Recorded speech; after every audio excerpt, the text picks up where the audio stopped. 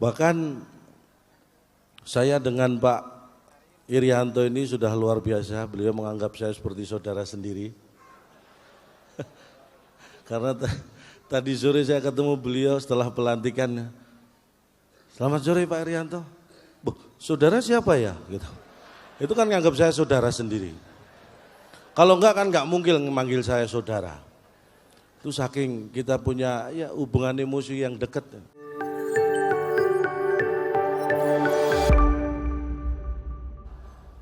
Selamat malam, salam sejahtera.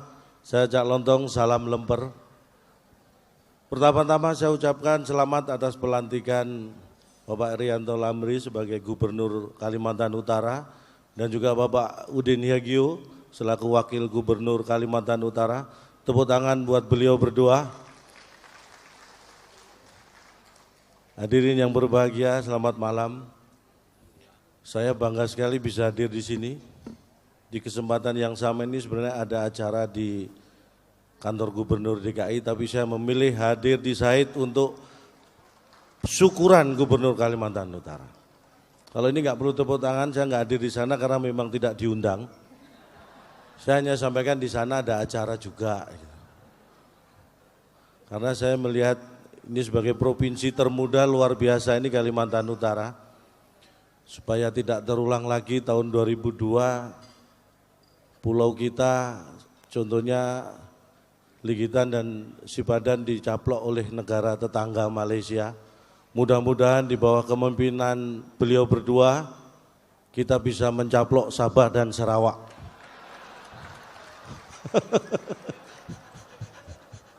Bercanda Pak, bercanda. Karena kan saya heran, Malaysia itu negara tetangga, tapi tetangga macam apa gitu ya. Kalau kita masa mau ke tetangga harus naik pesawat, itu kan tetangga keterlaluan. Harusnya kalau ke tetangga itu kan jalan kaki saja nyampe. Bahkan saya dengan Pak Irianto ini sudah luar biasa, beliau menganggap saya seperti saudara sendiri. Karena tadi sore saya ketemu beliau setelah pelantikan. Selamat sore Pak Irianto. Saudara siapa ya? Gitu. Itu kan nganggap saya saudara sendiri. Kalau enggak kan enggak mungkin memanggil saya saudara. Itu saking kita punya ya hubungan emosi yang dekat. Makanya kalau dekat saya beliau bawaannya emosi terus. Tapi beliau ini orangnya baik. Sebenarnya saya kenal beliau bukan baru sekarang. Waktu itu beliau masih sekda di Kalimantan Timur. Saya ketemu beliau. Gimana Cak Lontong? Waduh, job masih sepi Pak. Langsung ambil dompet. Bener, ini untuk keluarga Cak Lontong. 1.000. Loh, US dollar. Setahun lagi ketemu beliau. Gimana Cak? Waduh, masih belum ramai juga Pak job. Ambil lagi dompet nih 1.000 dolar lagi. Tadi sore ketemu, gimana Cak? Alhamdulillah berkat doanya Pak saya sudah lancar. Tolong yang 2.000 dikembalikan. Hitung-hitung pinjaman lunak Pak, terima kasih sudah sangat membantu. Saya bangga sekali bisa hadir di sini ketika saya dihubungi panitia untuk mengisi acara syukuran ini saya siap, saya nggak mikir bayaran. Saya nggak mikir honor, karena yang mikir kan panitia, bukan saya. Saya akan tinggal nerima. Hadir juga saudara-saudara saya yang luar biasa. Sebenarnya saya malu stand up di sini karena beliau-beliau ini sebenarnya luar biasa. Senior saya ini lebih lucu dari saya. Dan bayaran mungkin karena bayaran beliau lebih gede jadi nggak hadir, nggak diundang di depan sini. Dan sekali lagi ingin saya sampaikan, saya ini bangga menjadi warga negara Indonesia. Saya nggak tahu apakah Indonesia bangga punya warga seperti saya. Alhamdulillah kalau ada yang bangga. Tapi dari sekian saja hanya satu yang bangga. Kenapa saya bangga dengan Indonesia?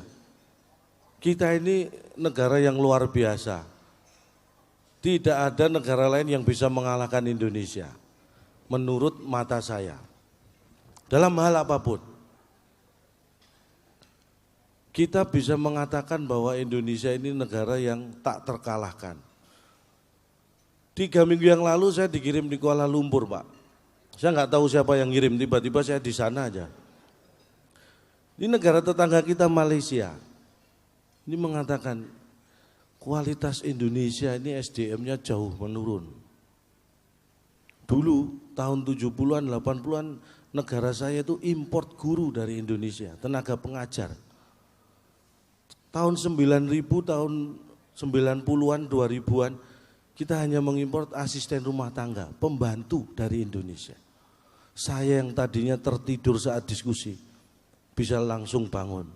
Saya katakan Indonesia tetap berkualitas, manusianya tetap hebat. Yang turun adalah selera orang Malaysia. Dulu sukanya guru, sekarang sukanya pembantu. Itu yang harus kita motivasikan pada diri kita sendiri. Walaupun saya jawab sambil mikir. Mereka mengatakan sepak bola Indonesia mana prestasinya? Itu orang yang nggak ngerti. Mohon maaf. Brasil itu 5 kali juara dunia terbanyak. Jerman 4 kali. Itali 3 kali, ya. Prancis 1 kali, Inggris 1 kali. Tapi Brasil pernah kalah lawan Jerman, Piala Dunia terakhir. Jerman pernah dikalahkan Itali. Itali sering kalah lawan Prancis. Prancis juga sering dikalahkan Inggris. Inggris sering juga kalah dari Brasil. Tapi di antara semua yang juara dunia, belum satu pun yang mengalahkan timnas Indonesia. Lebih hebat mana kita dibanding yang pernah juara dunia?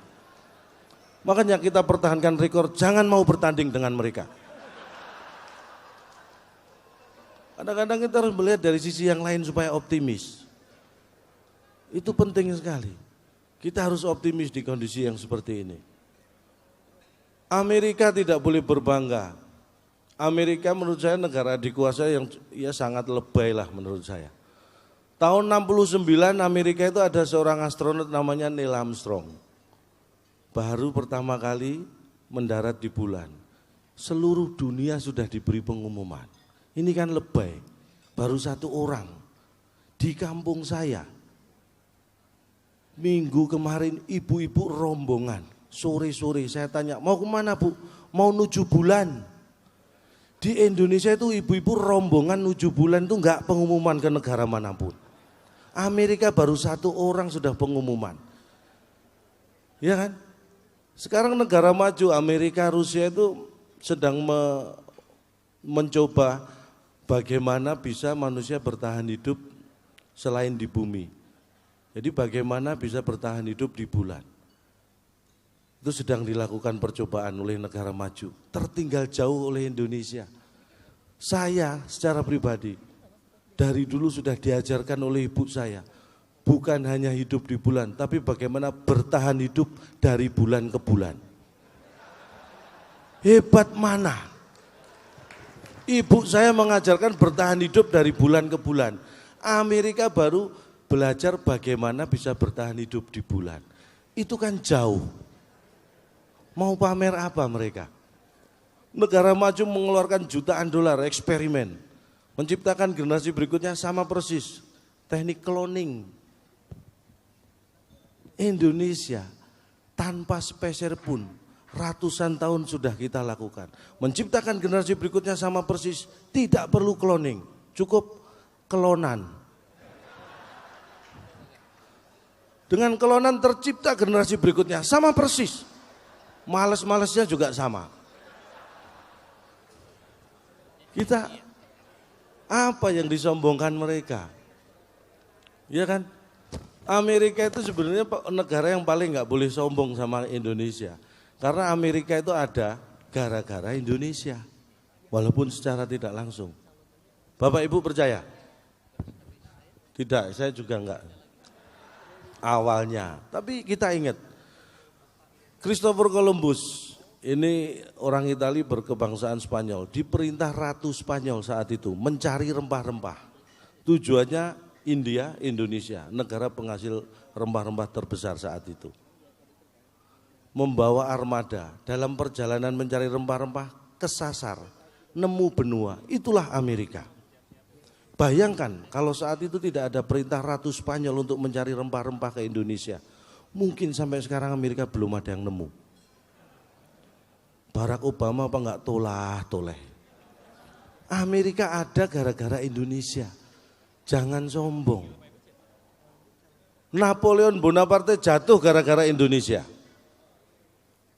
Mari kita baca sejarah. Prancis waktu itu pasukan terkuat di dunia di bawah Napoleon. Akan menyerang salah satu negara Eropa. Di atas kertas tidak lama bisa dikuasai. Secara kebetulan Gunung Samalas di Indonesia, sekarang kita sebut Gunung Tambora, meletus. Masuk dalam 5 letusan gunung berapi terdahsyat di dunia di dalam catatan sejarah modern. Efeknya apa? Eropa yang harusnya belum musim dingin tiba-tiba turun salju. Napoleon sebagai penyerang tidak siap menghadapi perubahan iklim yang mendadak. Tuan rumah lebih siap. Kalahlah Napoleon. Menyerah Napoleon. Jatuh di Waterloo gara-gara Gunung Tambora di Indonesia meletus. Kita nggak sempat mindahin gunungnya padahal. Meletusnya juga di Indonesia. Kita pengen negara Eropa mana jatuh. Kita tinggal pilih gunung berapi mana akan kita letuskan. Kita punya banyak stok gunung berapi. Tepuk tangan buat gunung berapi. Mau membantah apa mereka dengan Indonesia? Saya sampai melakukan survei. Pelajar kita ini ternyata jauh menguasai ilmu lebih banyak dibanding pelajar-pelajar di negara maju. Saya survei, bahkan saya bandingkan Indonesia dan Inggris, Pak. Di Indonesia itu pelajar SMP, SMA, kalau belajar fisika, menguasai fisika. Belajar kimia, matematika. Saya survei di Inggris, pelajaran fisika, saya buka bukunya, bahasa Inggris. Pelajaran kimia, saya buka bukunya, bahasa Inggris juga. Bahkan pelajaran matematika itu bukunya bahasa Inggris. Jadi mereka hanya belajar bahasa Inggris. Jadi ya maklumlah kalau mereka mahir bahasa Inggris. Kita menguasai lebih banyak ilmu. Makanya kalau Bapak Ibu googling di Yahoo, kenapa Pak? Googling di mana? Ya bolehlah yahing di Yahoo silahkan. Kalau saya mau googling itu saya masuk yahoo.com, saya cari google.com, nah baru googling. Itu lebih cepat. Lebih cepat menghabiskan kuota maksudnya gitu. Di Jember, Jawa Timur, anak petani lulusan SMP ini menemukan alat yang nanti alat ini akan digunakan di film James Bond yang berikutnya. Mendapat penghargaan dari Jerman. Ini hanya lulusan SMP di Indonesia. Alat yang bisa menembus pandang dinding sampai setebal 0,5 meter. Alat itu diberi nama jendela. Itu anak SMP yang menemukan. Bahkan kendaraan James Bond berikutnya menggunakan alat transportasi penemuan anak lulusan SMP juga di Sidoarjo, anak nelayan. Sederhana memang, becak tenaga surya. Jadi becak disiapkan, orang suruh duduk, surya dipanggil, suruh genjot becak. Becak tenaga surya. Jadi kalau kita pengen, kita hemat BBM, pemerintah tinggal mengeluarkan peraturan pemerintah, bayi laki-laki yang lahir sekarang harus mengandung unsur nama surya. Insya Allah 20 tahun ke depan kita punya banyak tenaga surya buat genjot becak. Sederhana. Indonesia adalah segalanya. Saya yakin orang Indonesia itu rata-rata selalu berpikir selangkah minimal lebih maju dibanding bangsa lain. Kalau di pesawat misalnya ya, Bapak Ibu pasti sudah tahu. Kalau pesawat internasional penumpangnya macam-macam, cara kita tahu orang ini asalnya dari negara mana tanpa berkomunikasi. Dilihat dari cara makan. Makan itu menunjukkan bangsa. Kalau selesai makan di pesawat sendok garpu disilang, itu orang Amerika. Kalau ditaruh sendok garpu lurus ke depan gini, itu orang Eropa. Kalau lurusnya miring ke kanan, itu Eropa Timur. Kalau miringnya ke kiri, timurnya Eropa. Kalau orang Indonesia lain, sendok garpu hilang, dimasukin tas. Itu pasti orang Indonesia. Itu ciri khas, pertahankan. Ini yang menunjukkan bahwa kita berpikir selangkah lebih maju. Bangsa lain tidak pernah punya pikiran bahwa sendok garpu pesawat bisa dipakai di rumah. Kita sudah punya pikiran itu. Silakan kalau mau tuker-tukeran koleksi sendok garpu pesawat saya punya banyak. Karena membawa pulang sendok garpu pesawat itu tidak melanggar hukum. Yang melanggar hukum itu pelampung. Itu ancaman hukuman 2 tahun atau denda 200 juta. Saya pernah coba. Itu enggak boleh. Tapi kadang-kadang saya heran. Memindahkan pelampung itu hukumannya 2 tahun atau 200 juta denda. Tapi anehnya, setiap pesawat mau take off, pramugari ini memperagakan cara menggunakan pelampung, mengencangkan, meniup dan sebagainya. Ini kan jebakan. Memindahkan saja dendanya 200 juta. Ini diperagakan cara memakai, ini kan jebakan. Kalau kita ikut-ikutan pakai kan didenda 200 juta kita. Sejak itu saya sadar betul pentingnya asuransi. Karena kalau orang nggak punya asuransi itu denda santunan maksimum kalau terjadi kecelakaan seperti itu sampai meninggal dunia itu 100 juta. Bayangkan orang yang tidak punya asuransi. Kalau terjadi apa-apa di pesawat dia mikir, kalau saya pakai pelampung, toh pesawatnya jatuh saya mati, dendanya 200 juta. Padahal santunan hanya 100 juta. Sudah mati punya utang 100 juta. Jadi mending gak dipakai. Ini yang harus hati-hati. Tapi ini hanya bercanda, jangan dianggap serius. Tapi sekarang muncul pertanyaan. Kalau memang kita pinter, kalau kita memang hebat, kuat, kenapa kita sampai 350 tahun dijajah? Nah ini saya survei. Ternyata kita dijajah bukan karena nggak pinter, tapi kita nggak efisien, nggak efektif. Ingat kita mengusir penjajah dengan bambu runcing dan semangat, itu luar biasa. Tapi inilah letak ketidakefektifan kita. Karena untuk membuat bambu runcing itu kan ngumpulin bambu.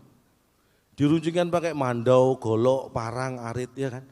Kalau kita berpikir efektif, mandau, golok, parang, arit kan bisa langsung buat ngusir penjajah.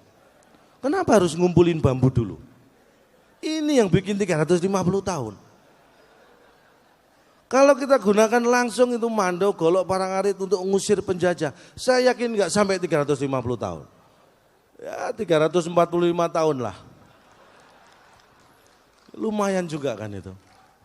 Nah itulah pentingnya, makanya saya bangga sekali menjadi warga negara Indonesia dan saya yakin karena Anda semua yang ada di sini adalah orang yang sehat. Orang sehat itu indikasinya adalah tertawa. Tertawa itu indikator kesehatan. Orang yang tertawa itu orang yang sehat. Yang tidak sehat itu yang ditertawakan. Jadi jelas mana yang sehat, mana yang enggak sehat. Satu lagi bukti yang ingin saya sampaikan. Bahwa kita jauh lebih pintar dari bangsa lain. Seorang profesor Jepang kaitannya dengan tertawa dan kesehatan. Profesor Jepang melakukan penelitian. Tertawa 60 menit itu bisa membakar kalori sama dengan tertawa hanya 1 jam. Ini kenapa saya yakin kita jauh lebih pintar. Karena hasil survei profesor Jepang saja di sini kita tertawakan. Itu hasil survei profesor Jepang. Kita tertawakan di sini. Berarti kita lebih pintar dari mereka.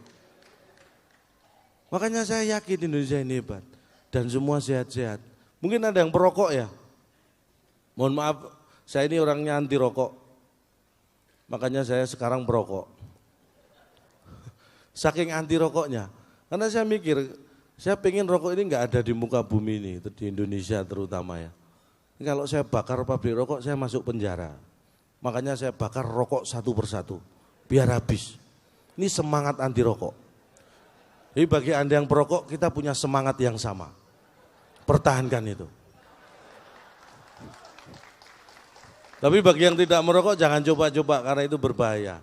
Tapi buat saya merokok itu indikator kesehatan.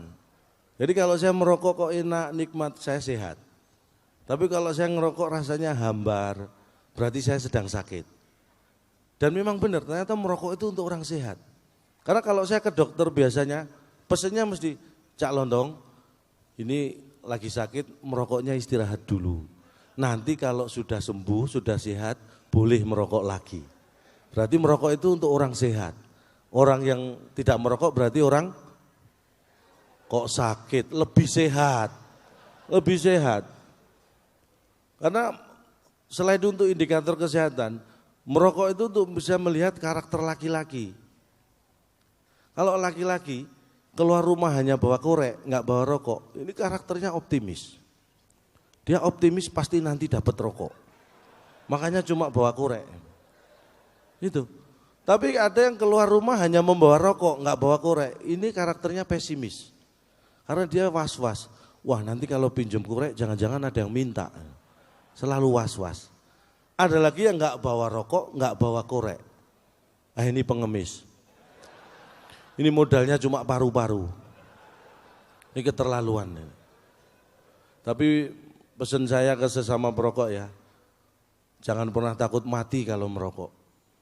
Ingat, jangan pernah takut mati kalau merokok. Kan ada korek, bisa dinyalain lagi. Ini kalau kita merokok, rokoknya mati, kita takut, konyol ya. Dinyalain sama korek, udah beres, hidup lagi rokoknya. Tapi silakan dicoba.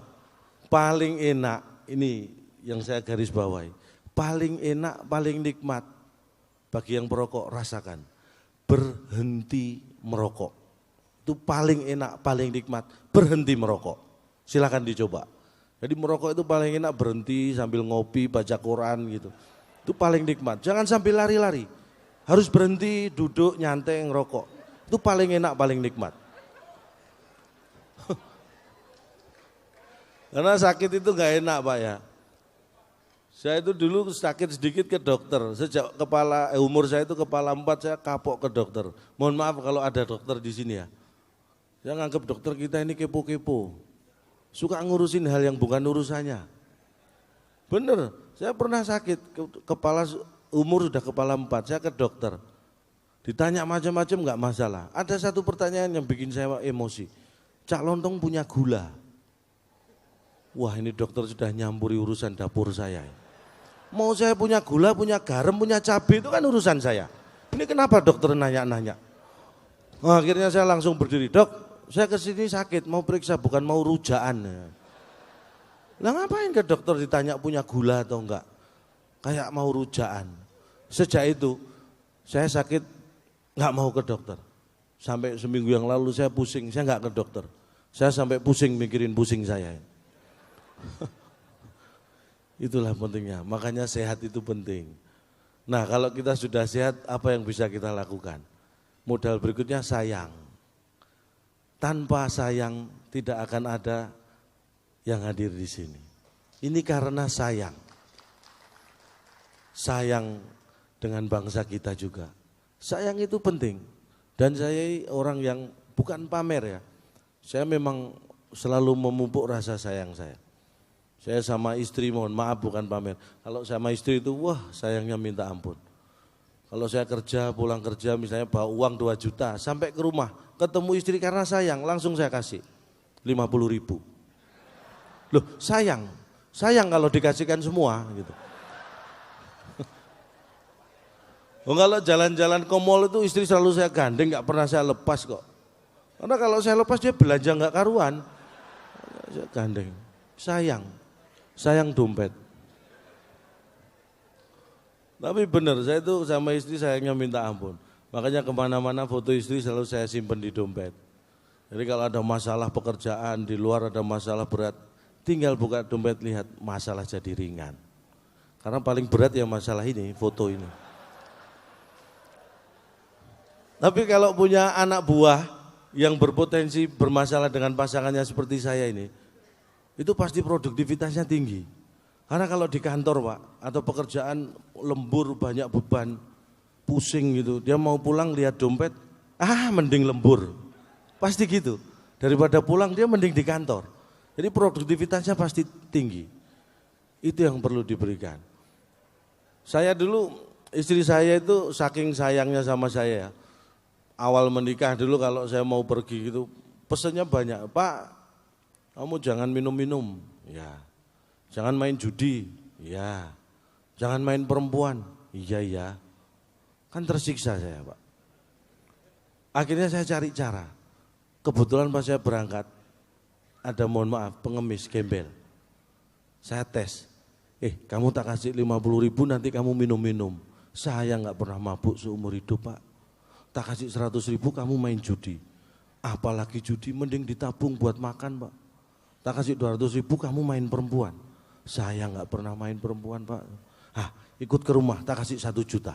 Saya tunjukkan ke istri saya. Laki-laki kalau nggak pernah minum, nggak pernah main judi, nggak pernah main perempuan, jadinya gembel kayak ini.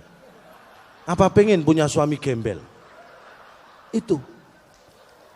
Sejak itu saya agak bebas Pak. Memang kadang-kadang istri saya itu keterlaluan. Sering ngiri kayak tetangga itu, saya kan sudah 19 tahun menikah, kebetulan tetangga itu baru, temanten baru. Kalau berangkat kerja suaminya nyium istrinya itu udah pengen istri saya itu, paham kayak tetangga itu. Loh aku sih mau, tanya dulu istrinya dia mau nggak saya cium.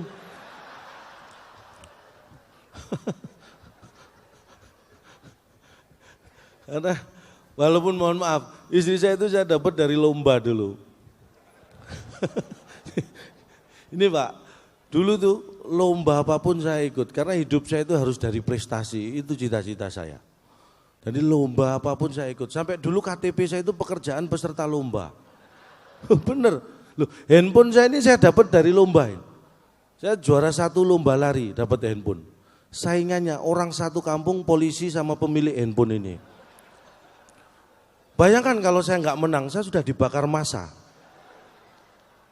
Artinya apa? Untuk hal yang negatif, waktu saya jadi copet, itu butuh stamina, butuh prestasi. Apalagi untuk hal yang positif. Istri saya itu saya dapat dari lomba apa ya, saya lupa. Saking banyaknya lomba. Pokoknya yang menang dapat yang cantik. Saya kalah. Saya kan manusia biasa, nggak selalu menang. Jadi mohon maaf istri saya itu berapa ya, 78 kilo dulu beratnya. Tingginya 150 nggak sampai. Ya biar seragam membayangkan ya kulkas 1 pintu lah Pak. Saya kan takutnya dia ada sakit apa karena sayang kan. Coba kamu makannya dijaga. 3 minggu saya amati, nggak ada perubahan.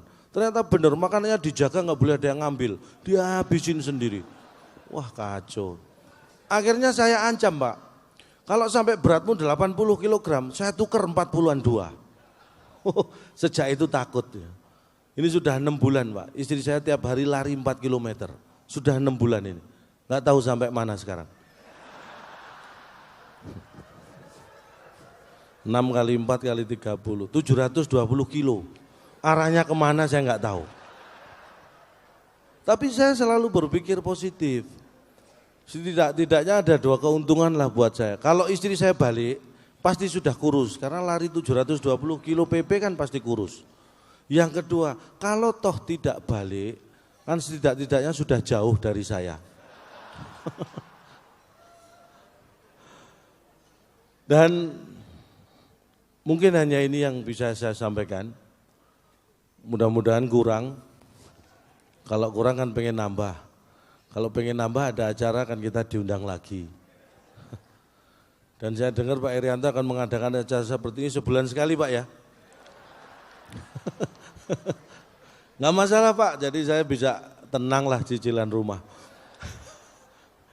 Tapi buat Cak Londong uang nomor 6. 1 sampai 5 kan Pancasila.